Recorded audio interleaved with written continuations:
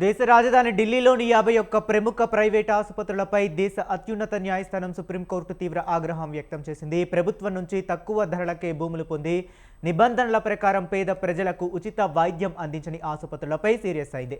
సామాన్యులకు సైతం నాణ్యమైన వైద్యం అందుబాటులో ఉండాలనే లక్ష్యంతో గతంలో తామిచ్చిన తీర్పును అమలు చేయకపోవడంపై ధర్మాసనం ఫైర్ అయింది.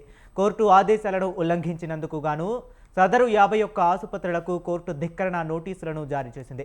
2018 తీర్పును అమలు చేయని ఆసుపత్రులపై తక్షణమే కఠిన చర్యలు తీసుకోవాలని ఢిల్లీ ప్రభుత్వానికి ల్యాండ్ ఓనింగ్ ఏజెన్సీలకు స్పష్టమైన ఆదేశాలు జారీ చేసింది. నిబంధనలను తొంగలో తొక్కిన ఆసుపత్రులకు ఇచ్చిన భూమి రాయితీలు, లైసెన్సులను ఎందుకు రద్దు చేయకూడదో వివరణ ఇవ్వాలని నోటీసుల్లో పేర్కొంది. పేదలకు ఉచిత వైద్యం అందించాల్సిందేనని స్పష్టం చేసింది. పేదలకు 10% ఐపీడీ, 25% ఓపీడీ సేవలు అందించాలని ఆదేశించింది.